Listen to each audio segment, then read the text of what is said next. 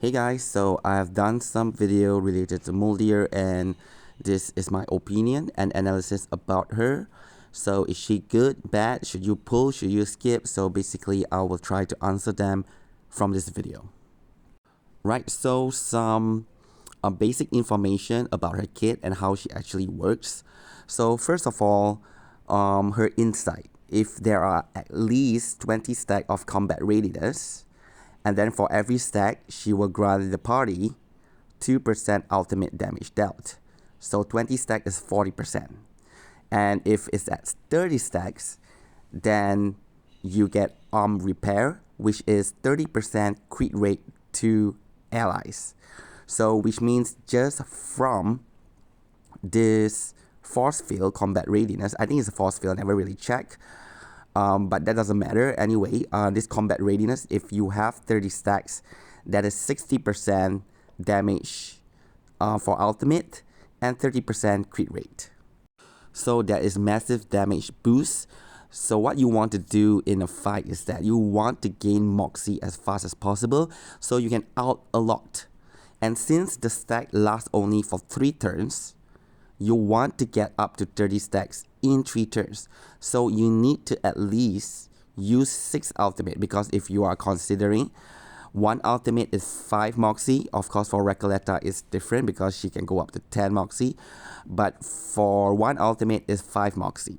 So you have to use 6 ultimate to get 30 Moxies, and only then you are able to sustain her force field at level 3. But that's not all. If you use her ultimate, she will grant the party ceremonious crit damage. The thing with ceremonious crit damage is that when you use an ultimate, it will consume ceremonious crit damage. Okay, so 6 stack actively if you use her ultimate actively. That's because her ultimate, there's 2 ways to cast them. One is the conventional, you get 5 Moxie, you use her ultimate. That is casted actively. You get 6 stack of ceremonious crit damage.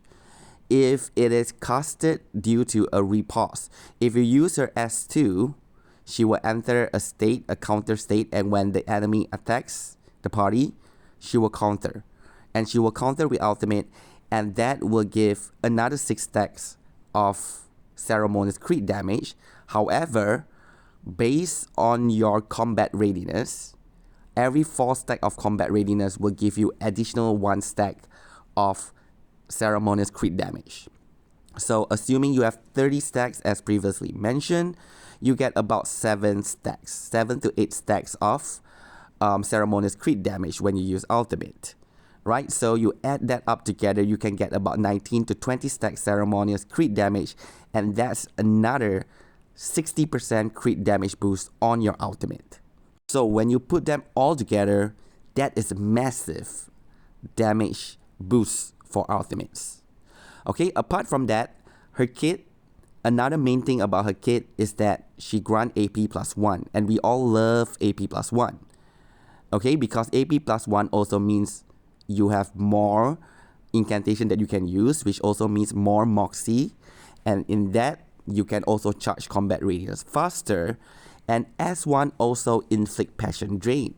Passion Drain is when you attack the enemy with this debuff, we will consume it, but we get additional 1 Moxie. So that's what Recoleta and Melania does, right? So it's the same debuff. So now all this will help to get more Moxie to cycle through the ultimate faster. So on paper now, everything seems like really good, like she have a very good kit. But here, I'm not saying that it's bad, but here is the problem. Okay, first, at P0, now we want to use S1 and S2 every round. S1 we want to use it every round because you want to maintain the plus 1 AP. And S2 you want to use it every other round, because the round you use it, she will repulse with ultimate. Next round, she cannot do it again. So you have to wait for another round. So you want to try to delay a turn in order to use her S2. And if you consider a rotation, like if she use S1 every round, that's 1 Moxie. S2 will be another Moxie, and when she repulse, she get 1 more Moxie. Okay, so that is like 3 Moxie.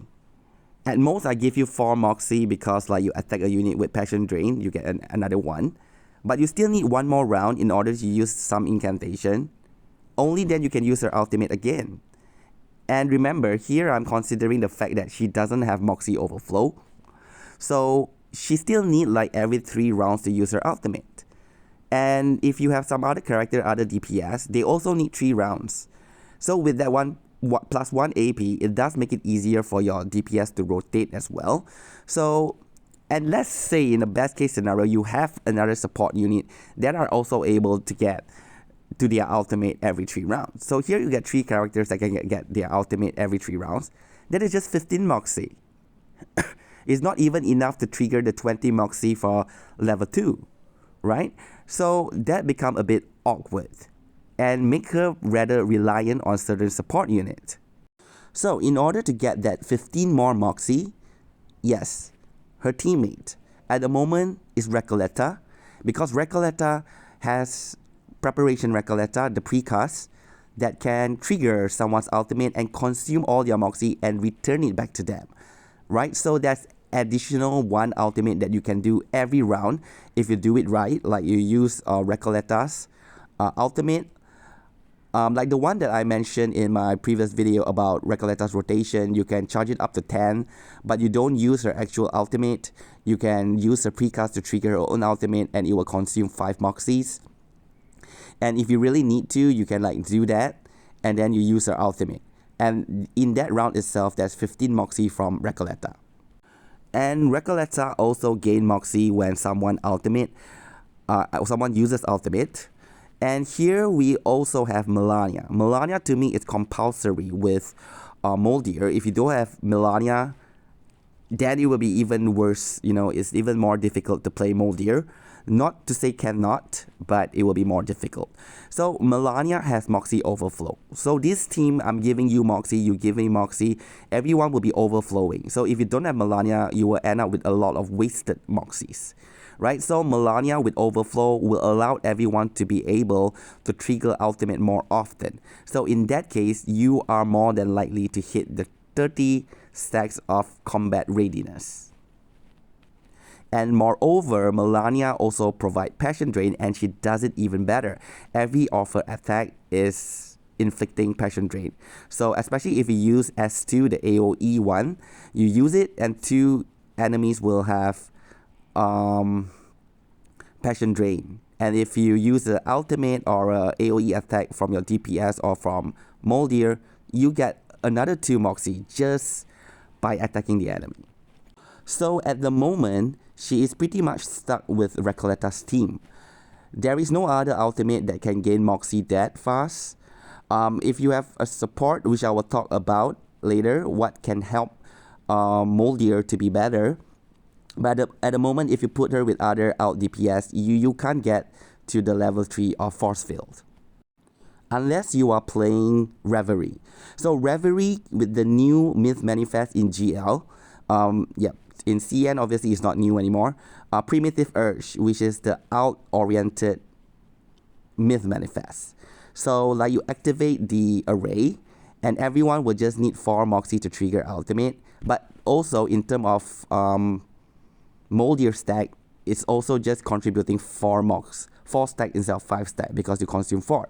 But the good thing about this Myth Manifest is that when you are in that array and you use ultimate, it will grant 1 ally 1 Moxie as well.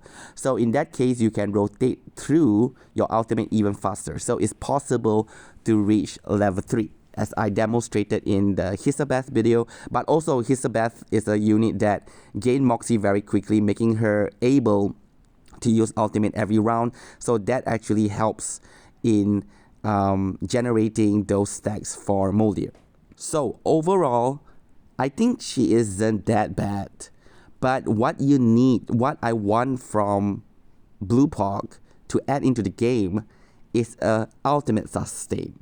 So this ultimate sustain, if possible, should have a similar kit to Recoleta that they will gain Moxie passively, like you don't have to actively use them, but they will be getting Moxie every turn.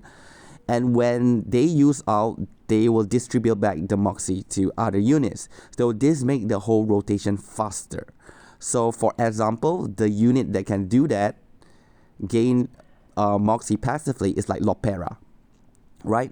At the end of the round, as long as the array is up and she has bullet, she attacks, she get 1 Moxie, right? So eventually you can easily get up to 5 Moxie and use her out again. And another character that can distribute Moxie is Shemaine, right? You get the rippling energy when other people use ultimate, and by the time he use ultimate, he distribute back all the Moxie to other units. So if we have these two characters combined, then this will be the perfect sustain for Moldir in order to keep up her force field. But apart from that, what I hated most about her kit is actually the spell dock. Okay, so here, let's say that you have put the correct team all together and they are able to get their ultimate frequently. But the problem is that they flood the spell docks, and that prevents us from getting certain incantation cards. Yeah, so if you cannot get the card, you cannot maintain the +1 AP. This is talking about Moldir at P0. So if you use first melody, that doesn't really work. Like if you have 4 ultimate and your spell dock have 8 slot, you reset it, only 4 will refresh. And what is the likeliness of you ending up with the AP +1 for Moldir? And Virgin Moxie is not like easy to get. So you can just like reset 2 times, 3 times, and you get nothing. Okay, so that is really annoying. So what happens if we use Unfinished Tune? Then again, if you are using Unfinished Tune, you probably want to use those for generating, let's say, Recoletta's incantation rather than Moldir's incantation, right? Because Moldir is the sub DPS, not the main DPS, so you don't want to use as much AP for her anyway. So at the moment, it felt, if you're using P0, it's really quite not a very fun, okay? And to some point, it's quite frustrating. So that is how I feel. Like, I need that +1 AP. I want to maintain it, but I can't. So at the moment, if you really want to, play her and feel better about it, you want to get her plus P1, right? Her portrait 1, because that makes it much more comfortable to play, because like you are using ultimate, you can set up 4 ultimates. In the next round, let's say nobody get ultimates. Then in the round after that, everybody get back their ultimate. So let's just assume that form of scenario. I know it's not easy to do that, so it's just an example. So first round, you use S1 and you get +1 AP. So now +1 AP lasts for 2 turns. Next round, you use all the ultimate. Then the round after that, there's no more ultimate. You can reset it using Vertine, using first melody. And then you use S1 again. Then you spam out. Then you use S1, then you spam out. Right? So in that case, it becomes much more comfortable to play Moldir. So in the end of the day, should you skip or should you pull? First of all, I can foresee if there is a sustain that I say a combination of Lopera and Shemaine, then Moldir, Melania plus that sustain. Maybe that sustain will be Lopera's Euphoria. I don't know. But yeah, Moldir, Melania, and that sustain, they will be very useful for any out DPS. Because as long as Melania is able to sustain her force field, the out DPS will do a lot of damage due to all the boosts that Moldir provides, not just only Recoleta. Okay, so this makes these 3 characters rather generic to be placed with any other out DPS. Well, technically, the only one changing in this team is the out DPS, so it's not really that flexible per se. But yeah, we do have more of a generic support in that sense. So you can put that with maybe like Spatodia, you can put them with I don't know, A9, Euphoria. I'm just listing all the older characters that hopefully they get Euphoria and they become really strong. Or you can put them like Lilia, right? And Recoleta. Who else is relying on ultimate? Well, technically most of the characters need to use their ultimate to do something, but for them, you want to be the ultimate that do damage, alright? So being generic is something that we should consider as one of the plus point. And if we are comparing her in Recoleta's team, comparing Pickles, she does more. quite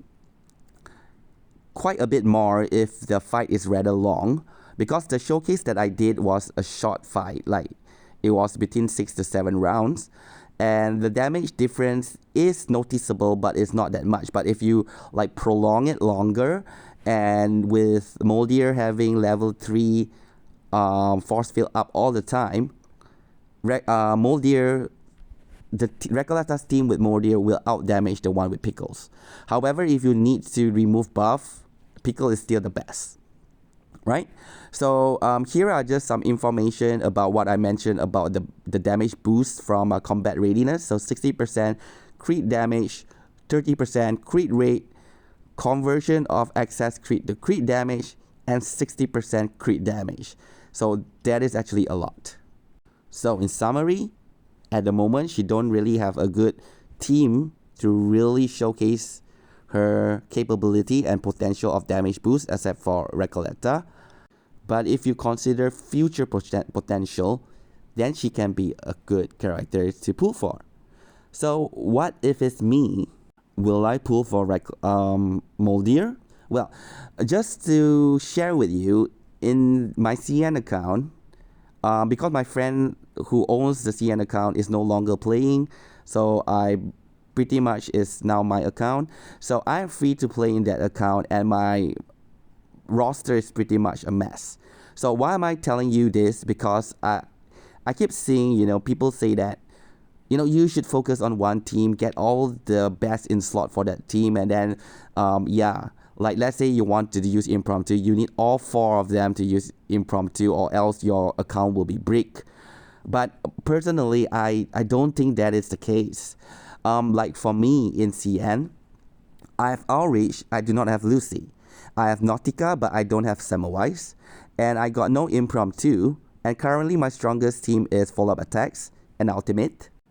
And one of the reasons is because like follow-up attack, there's a lot of unit follow-up attack.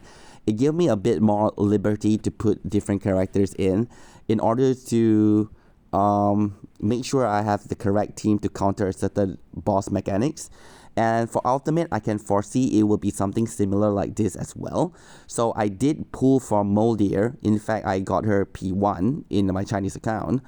And that's because I really prefer the flexibility in my roster instead of focusing that on just one team. Okay? Like if you max out one specific team, like you have all the impromptu, but you have nothing else, how are you going to clear Reverie? Reverie have 3 stages, 4 stages. You need at least 16 units. Okay? And Reverie also have a lot of different mechanics you have to overcome. Some stage you need Pickles because of the dispel. Some stage you need to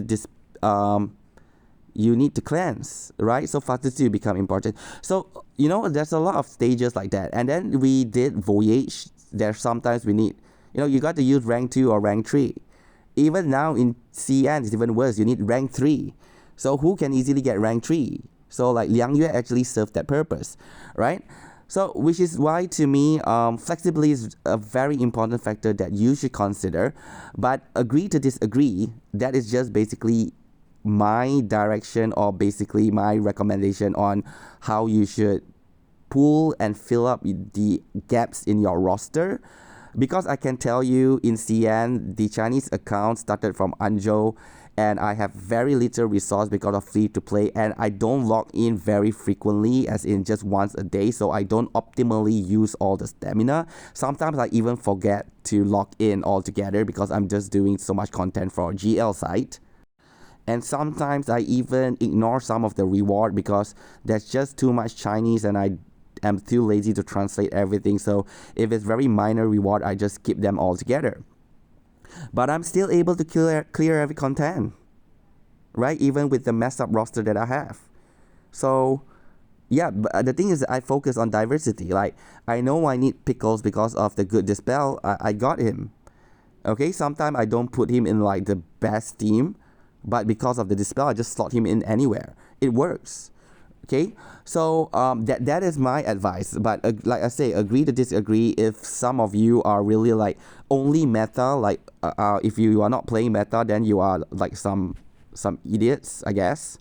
Like I'm not trying to insult anybody, but I'm not sure why. Every time when we have this form of discussion, those people who are really into meta units, they will come and tell you like, you are playing the game wrong, and this is not the right way to play it. This is the worst. You are making your account like you are breaking your account or something. But yeah, I'm still able to clear everything. Okay, if you understand what you are fighting against, you don't need the best team. And to be honest, to be fair with you, if you see the videos that I put out in terms of damage comparison, Impromptu, Nautica, Dynamo, they clear fights Reverie in like 5 to 6 rounds out of 20, out of 15 or 20, whatever. So they are overkilling the boss anyway, right? I mean, if you have the resource, then that will be an entirely different discussion. I once told a friend who has most of the utility and everything covered. I asked her to go for the best in slots, because if you do have that, like you are not free to play and you have a lot of characters and you can pretty much handle all the mechanics that the developer throw at you, then yes, I would also go for meta in that situation. I would go for the best team. I will focus all my pools for the best team.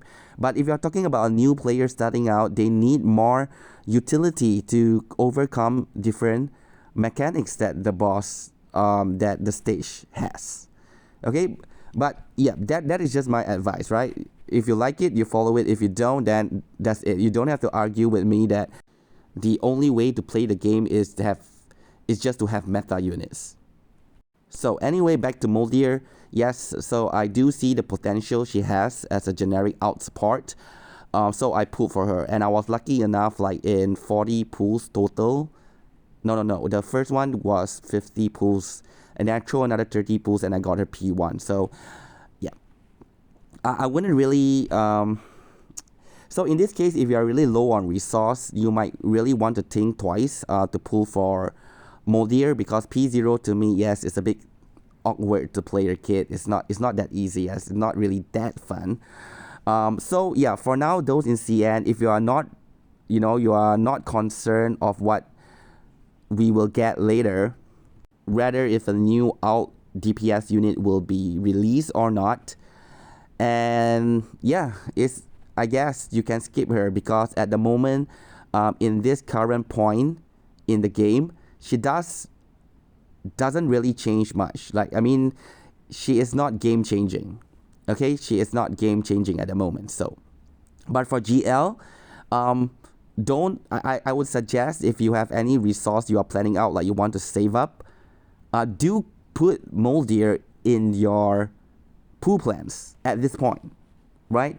Do allocate some extra pools, and then we will see for the next 2 patch in CN, what are the new units that will be released. If there is certain out unit that you really like, then at least now you have those resources save up for Moldir. But if you see some new character come out and they also doesn't do much, as in not game changing, or you just don't like the kit overall, then I guess it's okay to skip Moldir. Alright, so that's all for this video. It's been a long one, so thank you very much for watching if you are still here at this point. Yeah, so have a good day.